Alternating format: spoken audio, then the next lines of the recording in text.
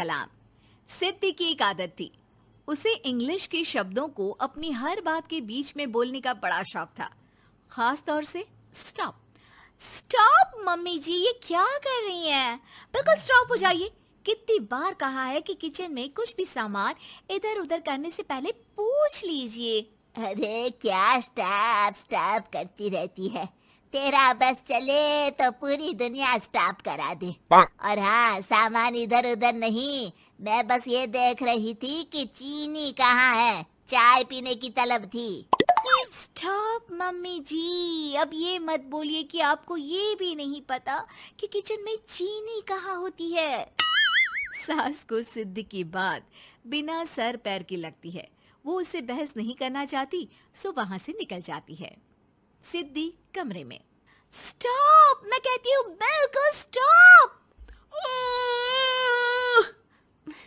मैंने कहा बिल्कुल स्टॉप। नहीं करता स्टॉप बिल्कुल। अरे यार, बिजली की वायर जोड़ रहा था, तुमने स्टॉप होने के लिए बोला और ये देखो क्या हुआ, करंट लग गया। अब करंट लगने पर चिल्ला रहा हूँ तो भी स्टॉप। अरे चाहती क्या हो तुम? स्टॉप, मैं क्या चाहती हूँ? अरे अब कैसे स्टॉप हो जाऊं? मेरा मतलब है स्टॉप स्टॉप। सिद्धि फिर चली जाती है सब्जी वाले के पास। भैया, वो बैंगन किलो और आलू 5 किलो। Stop stop. काफी देर होने के बाद भी सिद्धि को उसका सामान नहीं मिलता। क्या है भैया, कब से बोल रही हूँ, आलू 5 किलो, बैंगन 2 किलो, फिर दे क्यों नहीं दे रहे हो? भैया स्टॉप। बहन जी, मैं तो 2 मिनट में तोल दूं, लेकिन आप ही तो बोल रही हैं स्टॉप। अब इतनी तो अंग्रेजी हम भी जानते हैं ना कि स्टॉप का मतलब होता है कि रुक जाओ, तो रुक गए भाई। अरे यार, क्या लोग हैं। स्टॉप। अरे तोलो तोलो चलो। किसी तरह सामान लेकर सिद्धि घर आती है, जहां वो देखती है कि ढेर सारे मेहमान बैठे होते हैं। सिद्धि आते ही जोर से चिल्लाती है, स्टॉप! आप यहाँ सब कैसे? अरे अब कैसे स्टॉप हो जावे बहू, जितना आना था आ गए हम। हाँ बैठिए ना। सासू माँ, आप बात करिए, मैं चाय बनाकर ला रही हूँ। सभी बात करने में लग जाते हैं कि तभी सिद्धि किचन से निकल कर आ जाती है। Stop stop. अरे क्या खाएंगे आप लोग? पकौड़ी बना दूं या चीला, या फिर इडली बना दूं? अरे जो मर्जी बना दो, बस ले आओ जल्दी से बहू, इन लोगों को निकलना है, कोई जरूरी बात करने आए हैं। अच्छा अच्छा स्टॉप।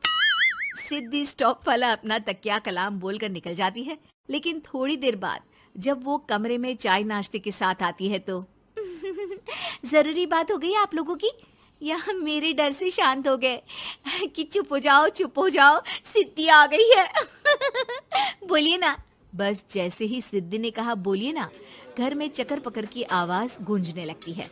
अरे तुम स्टॉप क्या बोल कर गई, सभी शांत हो गए, अब बात शुरू करेंगे। हाँ भाई, बहू तुम वो स्टॉप बोल कर गई तो हम लोगों को लगा कि शायद तुम भी सुनना चाहती हो कि हम लोग क्या बात कर रहे हैं। फिर जो मेहमानों की बात शुरू होती है वो घंटों बीत जाते हैं, चलती ही रहती है।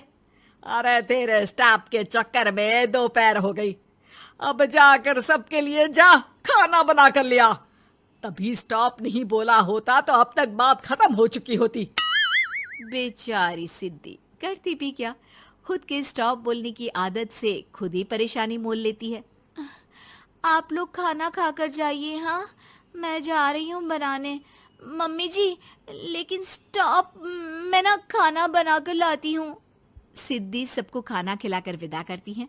पूरी तरह से थक चुकी सिद्धि शाम को पार्क में वॉक करने जाती है। स्टॉप यार, आज तो मैंने बहुत खा लिया, पेट लग रहा है कि फट ही जाएगा। सहेली एक जगह खड़ी होकर सिद्धि की बातें सुनती है। सिद्धि उसे दिन भर की सारी बातें कहती हैं। स्टॉप यार स्टॉप, चल मैं घर जा रही हूँ। सोचा था थोड़ा वॉक कर लूंगी, पेट हल्का हो जाएगा। सारा दिन काम कर करके थक भी गई थी, लेकिन यार तेरे कारण बस खड़ी ही रह गई। वैसे तो पार्क करने क्या आई थी? और यार बड़ी अजीब लड़की है, मैंने कितनी बार बोला कि मैं वॉक पर आई थी, लेकिन तू स्टॉप स्टॉप बोलकर रोक लेती थी मुझे। यार प्लीज अब तू जा, मैं वॉक करके ही घर जाऊंगी। ओ यार, वो स्टॉप तो मेरा तकिया कलाम है। घर के सभी लोग सिद्धि के स्टॉप से परेशान थे। वे कभी उसके बोलने पर स्टॉप हो जाते तो मुसीबत आ जाती, कभी नहीं होते तो भी मुसीबत आ जाती। अरे मैं तो इस बहू के तकिया कलाम से परेशान हो गई हूँ।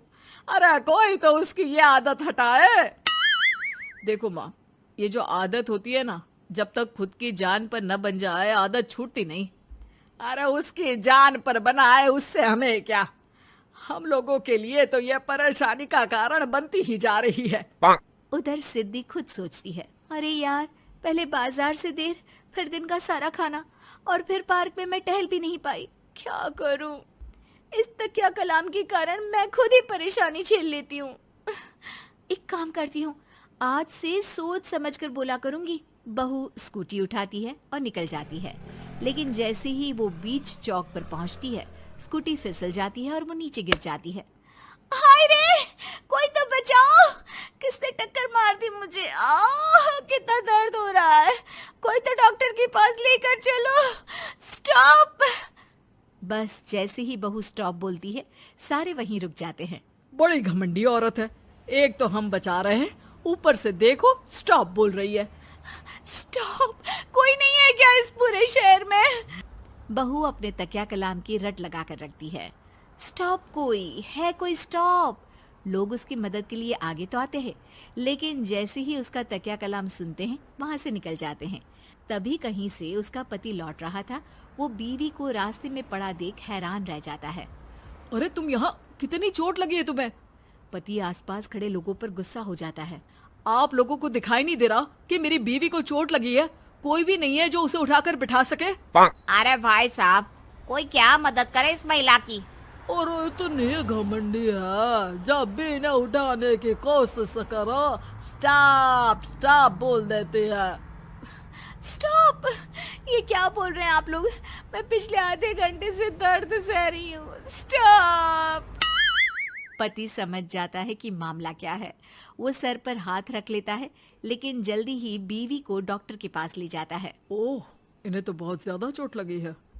आप लोगों ने इन्हें लाने में कुछ ज्यादा ही देर कर दी है। रुकिए, मैं चेक करता हूँ। डॉक्टर जैसे ही बहू के पास पहुँचता है। हाँ तो मैम, कहाँ चोट लगी है आपको?